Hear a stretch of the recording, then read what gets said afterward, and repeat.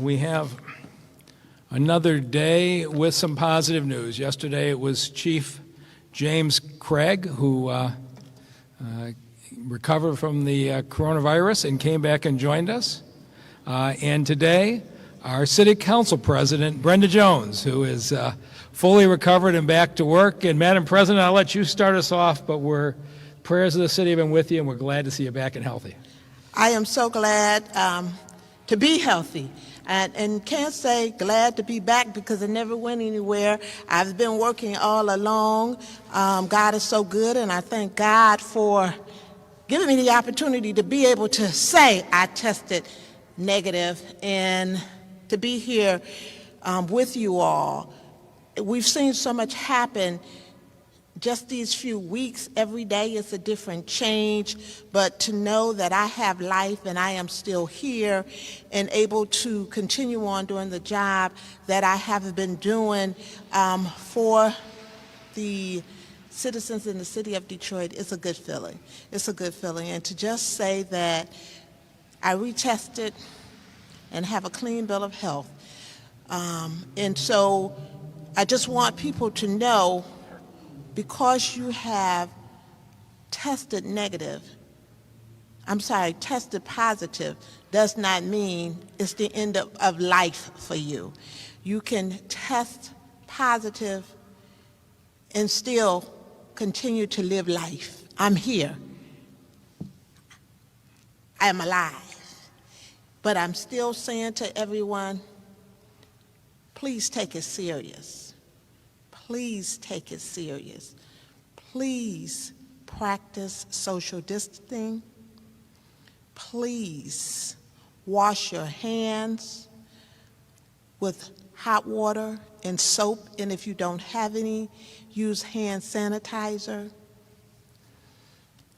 Also, often we stick our hands in our face. Keep your hands out of your face. It has been shown that the average citizen puts their hand in their face about 20 times an hour. Wear your mask. Wear your mask if you're going to be out. But don't go out unless it's essential that you go out. Please follow the orders that the governor has given us so that you can be safe and you can keep the next person safe. It is so important. I love each and every citizen in the city of Detroit, in Michigan, and throughout the United States, but we have to take this serious because it's taking so many lives. We have to take it serious. Take it serious for the next person that's somewhere near you, and make sure they are 6 feet away from you. Thank you, Mayor, for giving me this opportunity. And I've been watching you all do the press conference, and I can say, never I've said, I'm proud of what the city of Detroit is doing to fight the COVID-19. Yes, more can be done. And I'm praying that the federal government will give us enough tests so that everyone that feels they need to be tested can be tested.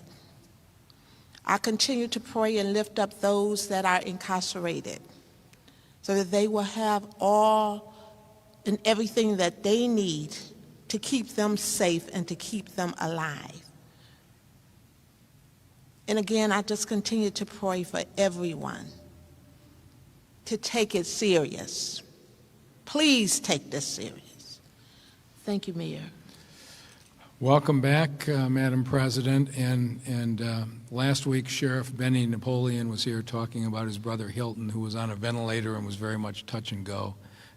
And the sheriff today indicated that Hilton is off the ventilator, is in stable condition. And so we've seen positive developments. We also lost 34 of our fellow citizens yesterday. And so we are now up to 572 deaths in basically 5 weeks in this city. But when you look at what's happening, again, everything as far as what the people of the city are doing is positive. The hospitals are all reporting their bed usage, their ventilator usage down 5 and 10% from just 2 days ago. You've seen a number of hospitals now starting to bring back elective surgeries and the non-COVID-19 patients back to the hospital. The TCF Center is now at 21 patients and 979 empty beds. And those 979 empty beds are because the people of this city have taken this so seriously and embraced it the way that you did. Our battle is turning almost entirely at this point to the nursing homes because the people of this city have made it easy for us not to have to deal with the kinds of problems other cities have had with huge crowds. But we've now lost 98 nursing home residents. And Dr. Khaldun is fighting her way through that data. We got a lot more yesterday, and my guess is the 98 is probably understated. I think probably 1 in 5 people who have died in this city are elderly in the nursing homes. We've now done 650 tests, and they're running almost 30% positive. But it varies. We've had some nursing homes as low as 10% positive. We've had others at 50% positive. Dr. Rahman is right now out in a nursing home. The great majority of our 26 nursing homes have been totally cooperative. And we now have a task force that's doing nothing but responding to them. That we found a number of nursing homes were short of personal protection equipment on the staff. The hospitals had figured out, because they were big enough, how to buy it in the world market. Some of the nursing homes weren't. So at this point, we are delivering PPE to every nursing home to make sure what they have. John Zervos and his team are visiting every nursing home, the Henry Ford team, visiting every nursing home every 2 days. And Dr. Rahman, our medical director, is dealing with one of the few recalcitrants we had this afternoon, which after a threat of a court order decided to open their door, and she's over there inspecting them now. But that has been the exception. The great majority of these nursing homes are very pleased at the fact that we can give them immediate test results so they can separate the infectious from the non-infectious. But this continues to be a risk for our city. Want to talk now about the fact that we're about to move into a whole new phase on testing. So I'm really pleased to see that the suburbs have opened up drive-through testing sites, and that's taken pressure off the fairgrounds where basically we were testing everybody in the Tri-County area. We now have capacity to start testing people without symptoms, something we could not do before. And so I want everybody who has a symptom to know you are priority one. Every single Detroiter who's got a cough or a fever or has trouble breathing can get to one of the doctors, and you can get a test tomorrow at the fairgrounds, and you are going to always have first priority. But now we can start to move to where we should be. And if we're going to get this city back on its feet, it means we need to have a lot broader testing. And so starting on Monday, we are going to offer testing for the essential employees in the businesses across the city. I read the stories about employees at Myers and Home Depot that have been affected. We got folks going to work every day at gas stations, grocery stores, banks, a whole series of businesses that we need. They aren't able to shelter in place. They have to be out and interact. And starting Monday, I want every business in the city of Detroit to know that if you have to be open because you're essential, that we will test all of your employees. That if you contact us and say, I'm an essential business that's open today in the city, we will make arrangements for your employees to come through the fairgrounds, get tested, and we are going to have COVID-19 free workplaces in businesses across the city of Detroit. We will prioritize businesses like restaurants and food handling centers, places where it can spread, but we want to support every business in this city, and I just wanted Detroit to be the first city in America that can say to the companies, you have to be open, your employees have to be there. We're going to do everything we can to make sure the employees coming to work are not a risk to their workers. And of course, the employer that will always get priority is the city of Detroit. We have already tested more than 2,000 Detroit employees, and we are going to continue to use the Abbott 50-minute tests for our police officers and others who have had immediate exposure. But if you are a City of Detroit employee who has to come to work because you're essential and you haven't been tested yet, you also will be able to call up on Monday without a prescription, and you'll be able to schedule a test. And so that's our goal, is that everybody that has to come to work in this city will now become a priority at the drive-through testing site. We are going to get through this, and the ability to start testing people without symptoms, to be able to cover entire groups of people, is something we've been waiting for, and now we're finally here. So we have a weekend coming up. Right now it's snowing, so it probably isn't terribly attractive to be outside, but we'd ask you again, in the city of Detroit, we are beating this thing. The number of people going into doctors and hospitals in Detroit is dropping by the day, and those 979 beds over the TCF Center, I said 10 days ago the report card of the city would be that, and I never dreamed we'd only have 21 beds occupied after more than a week of being open. But I just want to say thank you to the people of the city. And with that, I'll lead it to the person who's been leading this fight, our health director, Denise Fair. Thank you, Mayor. And as always, thank you again to your leadership. And I am so glad to welcome back Council President Brenda Jones. I missed you, and you look great, so glad to have you back. I do want to just talk about our cases today, and of course, focus on the nursing home strategy. So as of today at noon, we have 7,406 cases, and as the mayor mentioned, 572 deaths. And always, I do send my condolences to the family. I'd like to now talk about our data. We're always getting questions about our data, which is now available on our website. Once the numbers are shared, they've already changed because we are now in a pandemic and the numbers are changing dramatically. This is always an evolving situation. Particularly with the death rates, determining death rates is always challenging because it's estimated that there are upwards of 10 people with undetected infections for every confirmed case. And in some communities, estimates are even higher.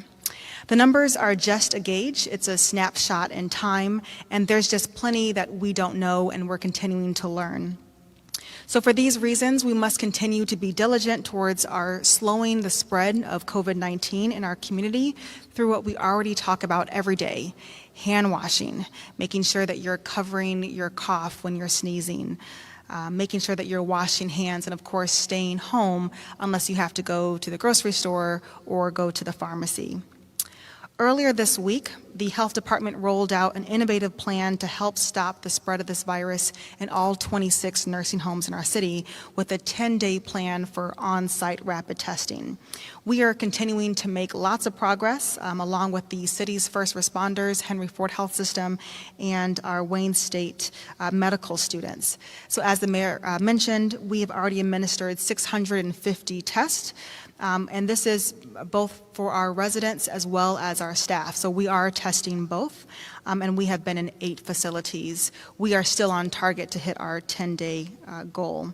The tests are run overnight, and the more we know, then we are able to provide even more guidance to our nursing homes. And this is really a quick turnaround, and this is a really aggressive plan.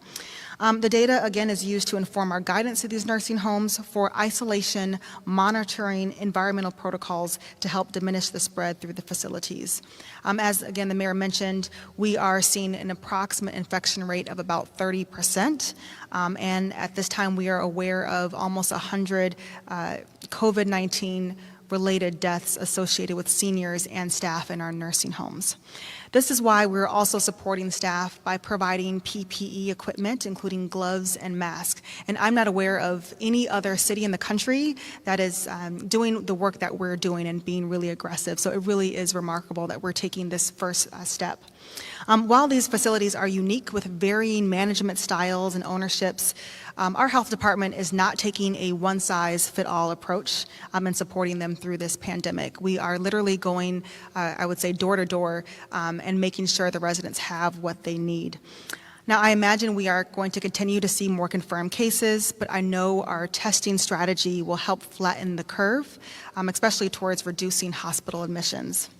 I'm really proud to work alongside my team, which includes Dr. Najiba Rahman, who is our medical director, as well as Dr. Carla Bizold, the chief epidemiologist. They have really led the way in providing a great public health response plan for our nursing home. So the mission of the health department is to build healthy communities where everyone has the opportunity to thrive. And long before COVID-19 impacted Detroit, the health department was and continues to be that kind of golden pillar to provide guidance and resources and data and information towards sharing and mitigating this virus in our community. So let's continue to move forward. We still have a long ways to go, but we can beat this. And we know that people are recovering from COVID-19. This is now the second day that we now know that we can definitely beat this. So with that, I'll turn it back over to the mayor. We'll take any questions.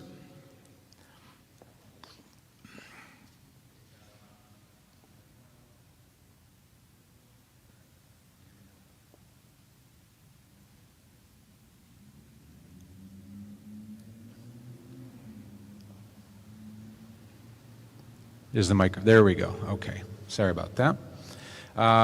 Mayor, a couple questions regarding the business reactivation. From WWJ, have you spoken with specific business owners about steps necessary for reactivating on May 1st, and do you think May 1st is a realistic deadline?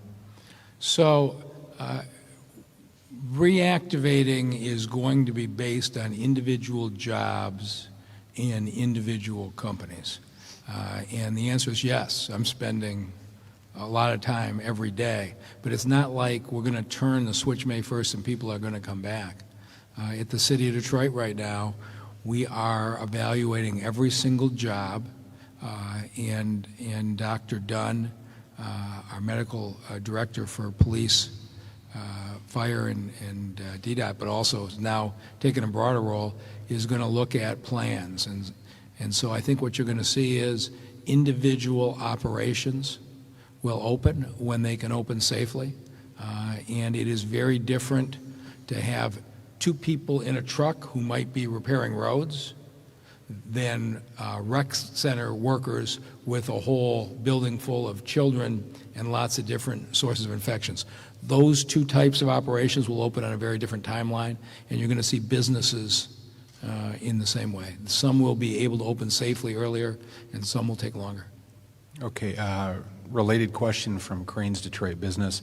As these essential businesses have their employees tested, will the city be giving advice, direction in terms of what to do if an employee tests positive? Oh, sure. Although you can read about it in the paper, and the council president could probably tell you better than I can. But here is what we're thinking, that if you are running an essential business in this city, and we're going to screen you. If you call up and you run a barber shop, we're not going to test your employees. It's got to be a business that's open. You call up on Monday, and we will verify that you're an essential business. We will then give you a code and a start date for your employees to all come through the Fairgrounds test site so everybody on your staff can be tested, whether you want to give them the mornings off, whether they do it on Saturday. We will work that out. And then once somebody tests positive, council president can tell you what happens from there. Well, when someone becomes positive, they go home and isolate themselves. They stay in, and again they stay in, and they take care of themselves. It is so important that they isolate themselves from other people in their homes so that they won't test positive as well. If they must come out of isolation, I recommend that they wear their mask. I recommend that they drink plenty of water, Gatorade if they have some, and just take care of themselves.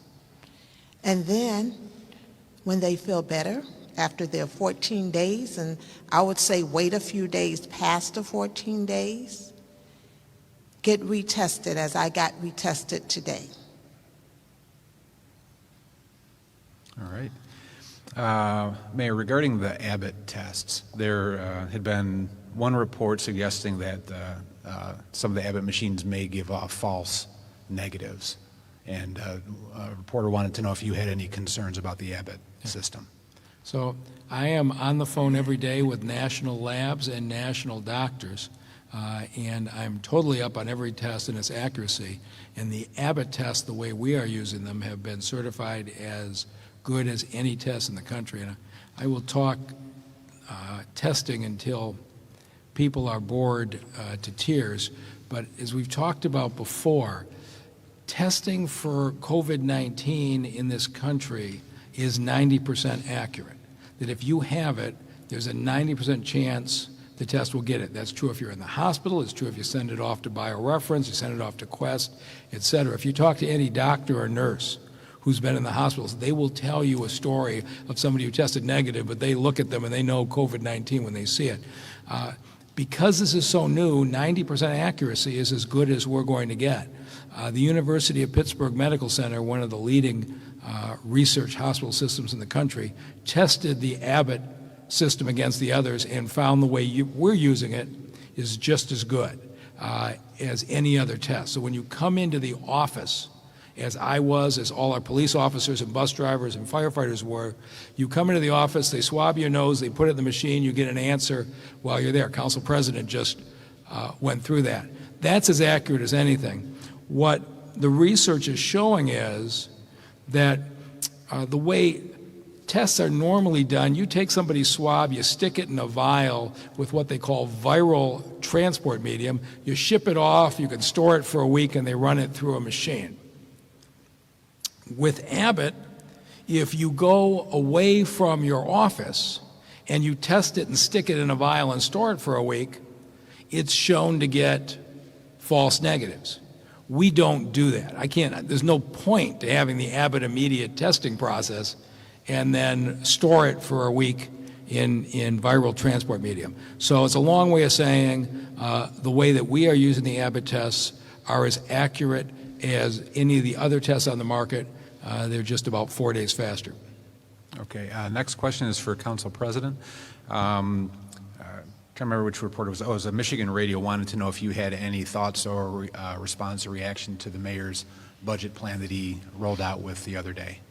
I'm sorry, can you repeat that question? Reporter from Michigan radio wants to know if you had a chance to look at the presentation the mayor gave on how to address the budget deficit and if you had any thoughts on it. So I am still reviewing everything that has been presented. I have asked for additional information, and I am sure that I will receive that additional information that I've asked for, and I will continue to review it, and I will soon make a decision. Know that the city has done a lot and the city has spent a lot of money, so I will continue again to review the budget that the mayor has presented for the COVID-19, and we'll make a decision.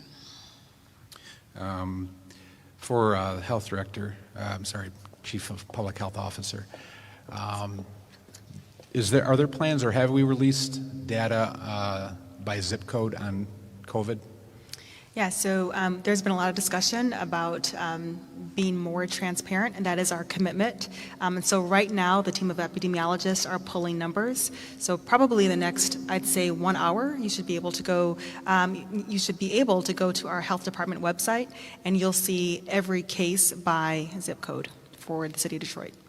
Okay, and another follow-up question regarding the testing for businesses and for other workplaces.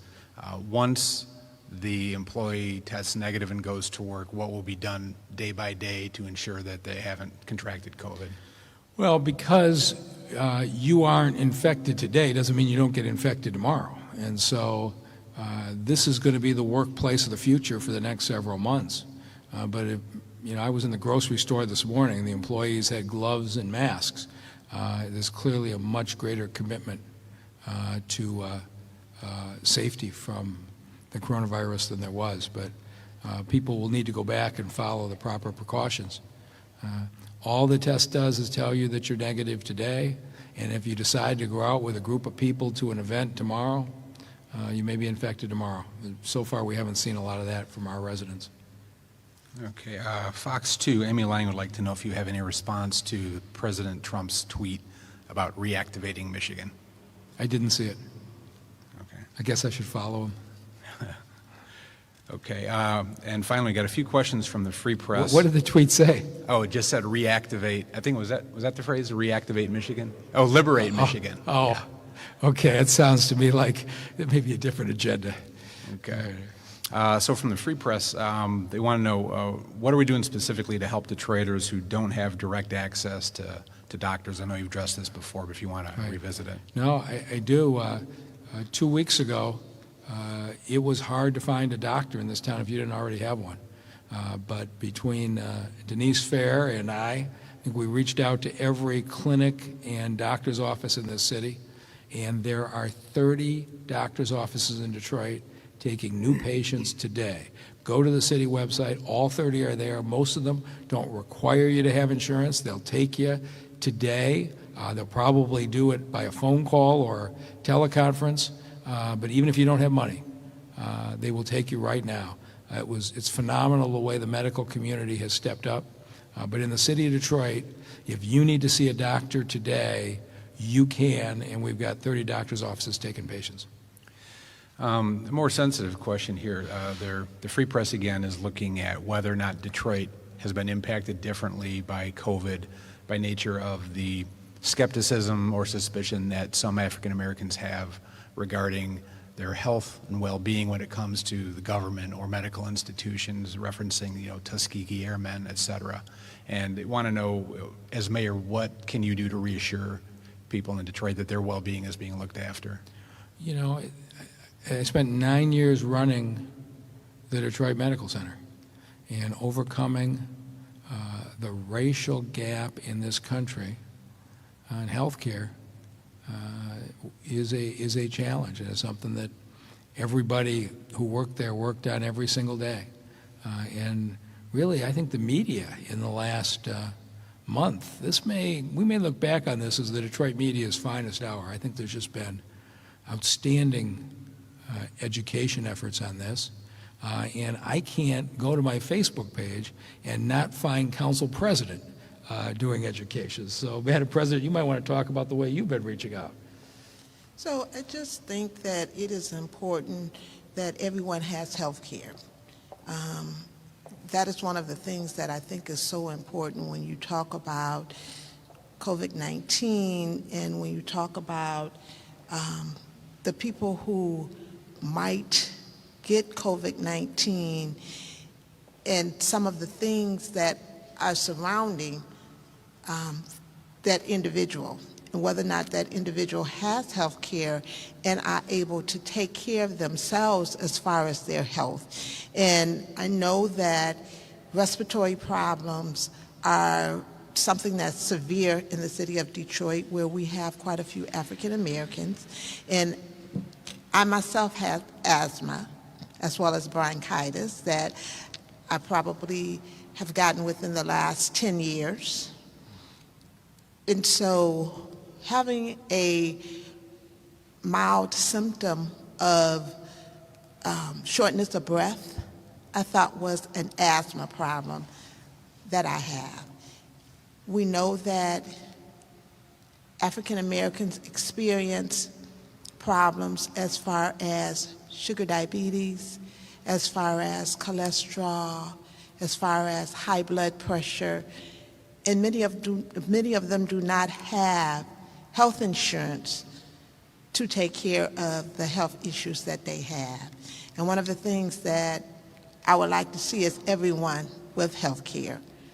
So again, I continue to urge everyone to stay healthy and take care of themselves. All right, thank you. And last question we have also from the Free Press to the mayor.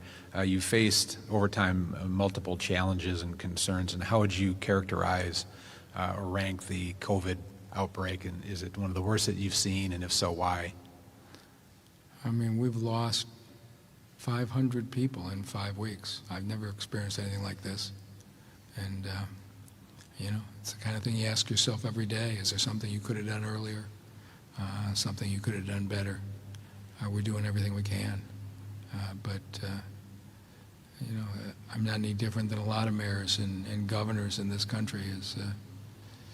You can't help but feel enormously responsible and ask yourself every day, am I doing everything that I can to change the direction of this?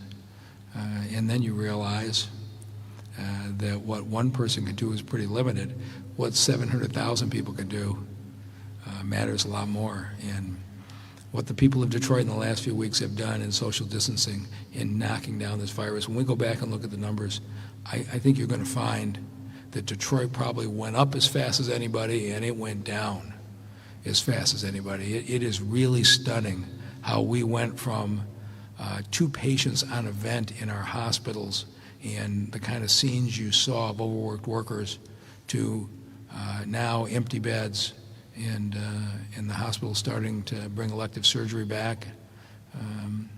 People of the city have responded magnificently. Okay, and just their final piece of that question, do you see an eventual solution or end to the for the COVID issue?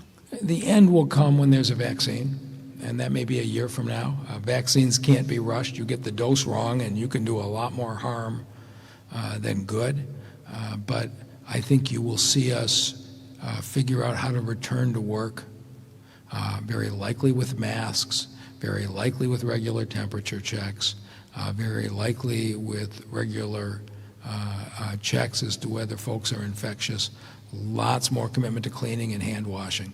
I think we'll start to return to work being far more conscious.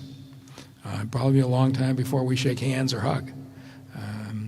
But we'll come out of this. But it won't be, I don't know that we'll ever be all the way back.